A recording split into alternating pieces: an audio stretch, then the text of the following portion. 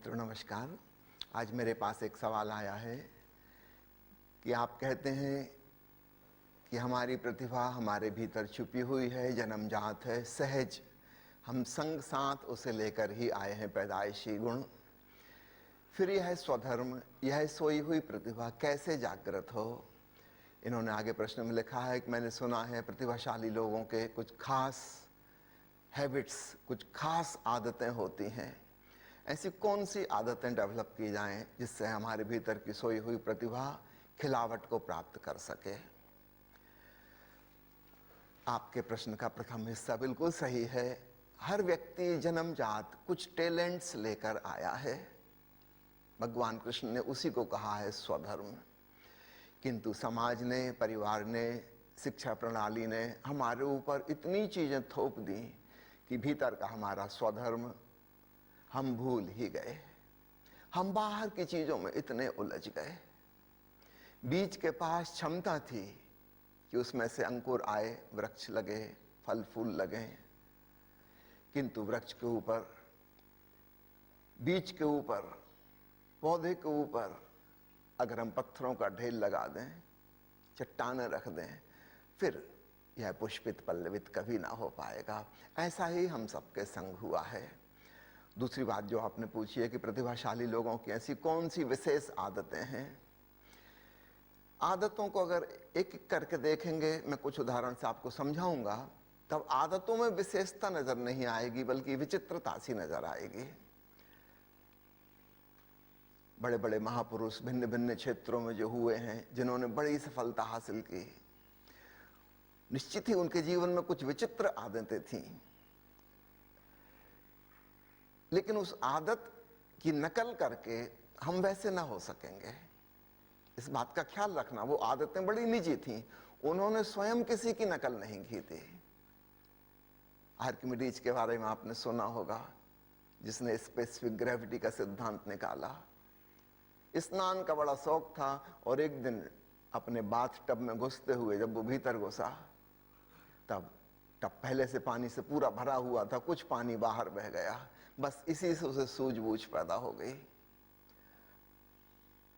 आपेक्षिक घनत्व का सिद्धांत उसने निकाल लिया। राजा ने उसे एक बड़ा काम दिया था करने को। राजा ने एक सुंदर सोने का मुकुट बनवाया था। सुनार ने जब मुकुट बना के दिया तो सम्राट को संदेह हो गया कि यह शुद्ध सोना है कि नहीं, लेकिन मुकुट इतना सुंदर था कि उसने कहा कि इसको तोड़े बगैर पता लगाओ शुद्ध है कि नहीं। बाथ टब में स्नान करते हुए अचानक सूझा आर्किमिडीज को। इस समस्या का समाधान मिल गया। अब आप सोचो कि आप भी इसी प्रकार समस्या का समाधान कर लोगे बाथ टब में प्रवेश करके, तो नहीं होगा। नकल करने से नहीं होगा। मुझे लगता है आर्किमिडीज का ही पुनर्जन्म लेके अल्बर्ट आइंस्टीन आया। 5-5, 6-6 घंटे बाथरूम में नहाता रहता था और उसके जीवन की सारी महत्वपूर्ण खोजें बाथरूम में हुई हैं, स्नान करते हुए, बाथ टब में, साबुन के झाग से, बुलबुलों से खेलते हुए। अब आप सोचो कि ऐसा हम भी करें तो रिलेटिविटी का प्रिंसिपल हाथ लग जाएगा? नहीं, ऐसा नहीं होगा। नकल करने से ना होगा। मूल बात को देखें, घटना को गौण करें। आदत गौण है कि इनको नहाने की बहुत आदत है, कुछ तो सिर्फ ही लगेंगे 5-6 घंटा रोज नहाते हैं। मूल बात क्या है? बाथरूम में व्यक्ति एकांत में होता है, दूसरों से मुक्त हो जाता है, और यही तो अपने मूल से, अपने स्वधर्म से जुड़ने की प्रक्रिया है। जब हम दूसरों को भूल जाते हैं तब उनके द्वारा दिए गए ज्ञान को भी भूल जाते हैं, और तब हमारे भीतर जो छिपा पड़ा है वह अपनी पूर्णता में खिल जाता है, प्रकट हो जाता है। ऐसी छोटी छोटी बातों से वो मैकेनिज्म समझना कि इनकी प्रतिभा कैसे विकसित हुई। जब जब ऐसा अवसर आया कि अपने एकांत में थे, चुप थे, बाथरूम में किसी से बोल तो सकते नहीं, अपने एकांत में रसमगन थे, आनंदित थे, प्रसन्न थे, उन क्षणों में इनकी अंतश्चेतना से, इनके अंतःकरण से कुछ आया। इनसाइड आउट, भीतर से चीजें बाहर आईं। और हम क्या कर रहे हैं? हम बाहर से चीजों को थोपने की कोशिश कर रहे हैं।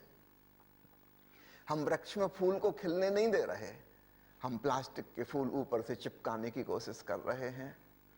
मैंने सुना है एक स्टूडेंट क्लास में खिड़की से बाहर देख रहा था। विज्ञान के शिक्षक पढ़ा रहे थे कि किस प्रकार न्यूटन ने गुरुत्वाकर्षण का सिद्धांत खोजा। न्यूटन अपने बगीचे में बैठा हुआ था, सुबह सुबह धूप, कुनकुनी किरणें सूरज की, उनका मजा ले रहा था, पेड़ के नीचे बैठा। तभी एक सेव का फल वृक्ष से टपका और उसे देखकर न्यूटन को ख्याल आया कि यह कैसे नीचे गिरा। करोड़ों करोड़ों साल से चीजें नीचे को गिर रही, कभी किसी को सवाल पैदा ना हुआ था। न्यूटन चकित हो गया, विस्मित, कि चीजें नीचे ही क्यों गिरती हैं। एक नई सूझ पैदा हुई और ग्रेविटेशन का नियम उसने खोज डाला। वो शिक्षक ये पढ़ा रहा था, किंतु वो स्टूडेंट खिड़की में से बाहर झांक रहा था। तब उसने उस स्टूडेंट को डांटा और कहा कि नालायक, मैं यहां तुम्हें समझा रहा हूं गुरुत्वाकर्षण का सिद्धांत, और देखो न्यूटन बगीचे में बैठे बैठे इसको खोज लिया था, और तुम हो कि क्लास में बैठ के भी कुछ नहीं कर पा रहे हो। उस स्टूडेंट ने कहा कि सर, अगर न्यूटन भी आपकी क्लास में आपका उबाऊ प्रवचन सुन रहा होता, वो भी ना खोज पाता। हमें समझना होगा कि खोजें कैसे होती हैं। आती हैं भीतर से, लेकिन बाहर की परिस्थिति कैसी होती है? शांतिपूर्ण, विश्रामपूर्ण, तनाव रहित। स्कूल कॉलेज की तनावपूर्ण क्लास में कोई खोजबीन नहीं होती। आप हैरान होंगे, दुनिया में इतने विश्वविद्यालय हैं और लाखों लाखों विद्यार्थी 3-3, 4-4 साल खर्च कर रहे हैं अपनी जिंदगी के महत्वपूर्ण वर्ष शोध कार्यों में, रिसर्च वर्क में। और कभी आपने सुना विश्वविद्यालयों ने कोई विशेष योगदान दिया हो, कोई नई खोजबीन की हो? जब भी नई खोजबीन होती है वो बाहर के जगत से आती है। अक्सर वो लोग बहुत पढ़े लिखे भी नहीं होते और जिन्हें सारी फैसिलिटीज उपलब्ध हैं सरकार की तरफ से, विश्वविद्यालय की तरफ से, वो कुछ भी नहीं खोज पाते। तो इस बात को समझना, प्रतिभा का विकास जब हम भीतर से चीजों को बाहर आने दें तब होता है, और वह परिस्थिति बनती है जब हम बाहर से शांत हों, प्रसन्न हों, तनाव रहित हों, जब हम कुछ ना कर रहे हों, निष्क्रिय जागरूकता की अवस्था हो। मैडम क्यूरी, जिनको 2 बार नोबेल पुरस्कार मिला, अद्भुत खोजें जिन्होंने की, क्या आप जानते हैं उनके जीवन की सर्वाधिक महत्वपूर्ण खोजें उन्होंने नींद में की हैं। किसी समस्या पर वर्षों वर्ष से काम कर रही थी, फिर अचानक एक दिन उनकी नींद खुली। नींद में ही उसने कागज पे उस समस्या का समाधान लिख डाला और सो गई। ये पूरी प्रक्रिया नींद में हुई, उसे पता भी नहीं। सुबह उठ कर उसने कागज देखा, वो समाधान देखा, वो तो हैरान हुई, कौन लिख के रख गया मेरे कमरे में? कमरा तो भीतर से बंद है, कोई आ तो नहीं सकता। फिर उसने लिखाई पहचानी, ये तो मेरी ही लिखाई है। तब और हैरान, ये कब लिखा? नींद में ही उठ के उसने लिख दिया। दिन में चित्त तनावग्रस्त रहता है, भीतर की चीजों को बाहर आने नहीं देता। नींद में विश्राम की अवस्था में उसने ऐसा कर लिया। अभी मैं पढ़ रहा था कुछ विशेष प्रतिभाशाली लोगों के बारे में, किस प्रकार उन्होंने अपने जीवन के शिखर अनुभव को प्राप्त किया। एक प्रसिद्ध चित्रकार हुआ है, पेंटर, उसकी एक विशेष आदत थी, हम कहेंगे सिरफिरी आदत।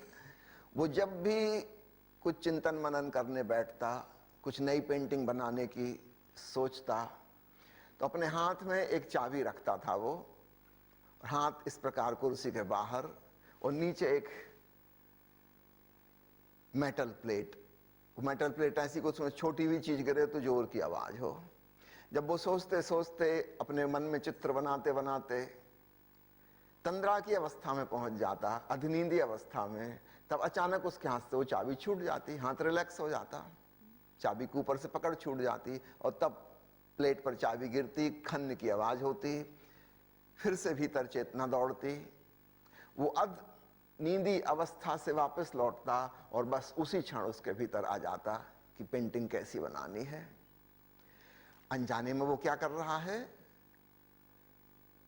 इस तंद्रा जैसी अवस्था में, हिप्नोटिक ट्रांस की अवस्था में जा रहा है। जहां चेतन मन रिलैक्स हो गया, करीब करीब सो गया। हिप्नोसिस का मतलब होता है आमंत्रित निद्रा, इनवाइटेड स्लीप। इस उनींदी अवस्था में, और चूंकि वो सो ना जाए इसलिए चाबी गिर गई, उसकी नींद आवाज से वो फिर उठ जाएगा। वो उसने इंतजाम किया हुआ था। ये विचित्र आदत थी उसकी, और जो जो महत्वपूर्ण चित्र उसने बनाए हैं वे इसी प्रकार से बनाए हैं। एक अद्भुत कवि हुए हैं, महाकवियों में उनकी गिनती की जाती है रविन्द्रनाथ टैगोर की तरह। टेनिसन उनका नाम था। उन्हें बचपन से न जाने कैसे यह सूझ गया था कि अपने ही नाम का बार बार उच्चार करें। माता पिता दूसरे कमरे में सोते थे। यूरोप में ऐसे प्रचलन है, छोटे बच्चे को दूसरी जगह सुलाओ, दूसरे कमरे में सुलाओ, बचपन से उसको अकेला रहने की आदत डालो। टेनिसन को डर लगता था। न जाने कैसे उन्हें सूझ गया था कि मन ही मन टेनिसन टेनिसन टेनिसन कहते और एकदम शांत हो जाते। फिर यह ट्रिक उन्होंने बड़े होके भी जारी रखी। बचपन में सीख गए थे। जब कभी कोई चिंता हो, कोई फिक्र हो, कोई भय हो, कोई आशंका हो, वे अपना ही नाम दोहराना शुरू कर देते।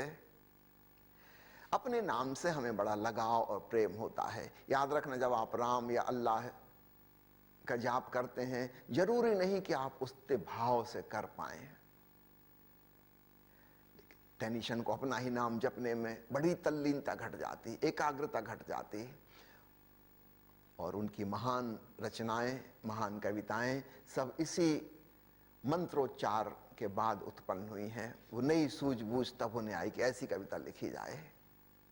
अनजाने में एक ट्रिक उनके हाथ लग गई।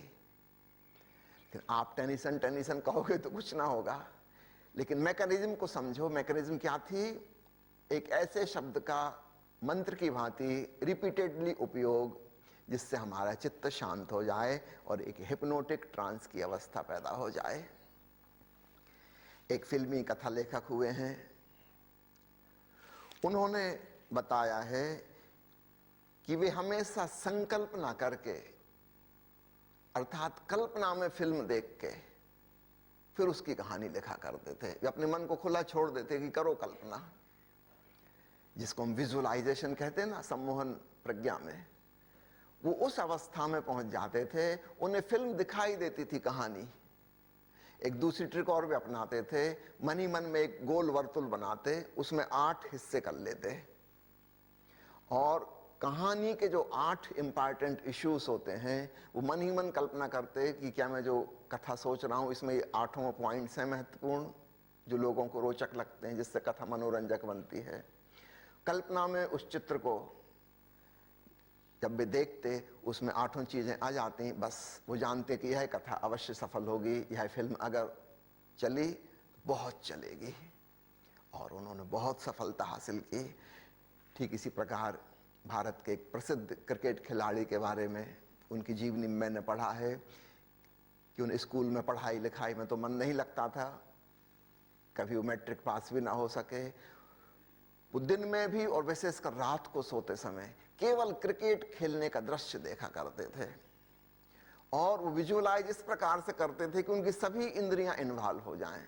समझो क्रिकेट की गेंद पकड़े हैं तो क्रिकेट की गेंद का टच, उसका रंग, उसका स्पर्श, उसका वजन, उसका चिकनाहट या खुरदराहट, फिर किस एक्शन में उसको फेंकना है, वो कितनी घूमती हुई जाएगी, कैसे बल्ले से टकराएगी, इसका पूरे विस्तार से वो अपने भीतर विजुअलाइज करते। और जब दूसरे दिन वे अपनी टीम के संग खेलते तो हमेशा जीतते। रात सोते सोते यही स्वप्न देखते देखते वे सोते थे। इसमें 5 इंद्रियों का इन्वॉल्वमेंट, केवल गेंद को देख नहीं रहे हैं, उसको छू भी रहे हैं, उसके खुरदुरेपन को महसूस कर रहे हैं, उसके वजन को महसूस कर रहे हैं। जब उसको फेंक रहे हैं तो अपने हाथ के मूवमेंट को, दौड़ रहे हैं कल्पना में, पैर के पंजे नीचे जमीन को छू रहे हैं, उसका एहसास। आसपास लोग बैठे हैं, चारों तरफ तालियां बजा रहे हैं, आवाज निकाल रहे हैं खुशी की, अपने कानों का भी उपयोग, वो आवाज सुन रहे हैं। सारी इंद्रियां जहां इन्वॉल्व हो जाती हैं वहां पर हमारा विजुअलाइजेशन बहुत तगड़ा हो जाता है, और तब हमारा सपना साकार भी हो जाता है। एक कॉमेडी सीरियल के राइटर ने लिखा है कि मेरी जिंदगी में एक विचित्र आदत थी, वो थी लास्ट मिनट पैनिक की। मैं पहले से ज्यादा कुछ तैयार नहीं करता था, एक हल्की सी रूपरेखा रहती थी, और जब एपिसोड भेजने का समय आ जाता, आज शाम को भेजना है, तब सुबह से मैं लग जाता उसको फिल्माने के लिए, उसकी कथा पूरी करने के लिए। वो सब पहले से आधी अधूरी तैयार थी। अब इमरजेंसी सिचुएशन में, इस आपातकालीन स्थिति में, आज शाम तक एपिसोड रिकॉर्ड करके टीवी वालों को भेजना है। और वो कहते हैं मेरा ब्रेन तभी ठीक से फंक्शन करता था जब इमरजेंसी सिचुएशन हो। इस पैनिक में, इस घबराहट में जल्दी करनी है, मेरे भीतर से अदृश्य ऊर्जा के स्रोत खुल जाते और ऐसी सूझबूझ पैदा होती जो कि सामान्य अवस्था में कभी पैदा नहीं होती। आपके घर में आग लग जाए, अचानक आप आग लगाने के वो तरकीब खोज लोगे जो आपने कहीं पढ़ी नहीं, सुनी नहीं, देखी नहीं। वो एक इमरजेंसी सिचुएशन है, अब भी कुछ करना ही होगा। एक प्रसिद्ध वक्ता के बारे में मैंने पढ़ा है, अमेरिका में वो बहुत प्रसिद्ध हुए, लेकिन वो पहले अपनी युवावस्था में एक अच्छे वक्ता नहीं थे, उनसे ठीक से बोलते भी नहीं बनता था। इन्होंने इसकी प्रैक्टिस कैसे की जानते हैं? वो अपने आप को अंडरग्राउंड कमरे में बंद कर लेते और बाहर ना निकल पाए इसका इंतजाम कर लेते। अजीब आदत थी उनका, अपना आधा सिर सेव कर लेते, घोंट लेते। आधे सिर में बाल हैं, आधे में नहीं है। अब इस हालत में बाहर तो निकल नहीं सकते, कम से कम 1 महीने लगेंगे बाल आने में, ठीक ठाक दिखने में। इस 1 महीने उनको आइसोलेशन में, एकांत में रहना होगा। और बस बात बन जाती। वहां पे 1 महीने नीचे बंद रहते रहते, जहां कोई नहीं है, वहां वो बोलने की प्रैक्टिस करते और अपने समय के प्रसिद्ध वक्ताओं में से एक हुए। इस भांति उन्होंने प्रैक्टिस की, एक अजीब आदत। ठीक इसी प्रकार एक उपन्यासकार के बारे में मैंने पढ़ा, जिनको नोबेल प्राइज भी मिला है। उन्होंने अपनी सफलता का राज बताया है कि मैं दिन भर में 20-25 कप कॉफी, स्ट्रांग कॉफी और काफी शक्कर डाल के पीता था, और मेरे ब्रेन के लिए शुगर और कैफीन, ये 2 बहुत महत्वपूर्ण चीजें थीं जिनसे मेरा मन एकदम सक्रिय हो जाता। और अंत में मैं आपको बताना चाहूंगा, फ्लॉपी डिस्क के जो इन्वेंटर हैं, जिनकी हजारों से भी ज्यादा पेटेंट हैं, उस वैज्ञानिक ने लिखा है कि मैं नियर डेथ एक्सपीरियंस में पहुंच के अचानक बहुत नई सूझबूझ वाला हो जाता। वे गहरे पानी में गोता लगाते, इतना गहरा गोता लगाते कि बाहर निकलते निकलते लगभग ऐसी स्थिति जाए कि अब सांस टूटने वाली, मर जाएंगे। और वो कहते हैं लास्ट 1 सेकंड में कुछ विचित्र घटना घटती और बिल्कुल नए आविष्कार करने की सूझबूझ पैदा हो जाती। तो प्यारे मित्रों, ये आदतें तो प्रसिद्ध लोगों की अलग अलग हैं, इनके मूल तत्व को अगर खोजोगे तुम उसे एक ही पाओगे। कल हम और विस्तार से इस संबंध में बात करेंगे। धन्यवाद।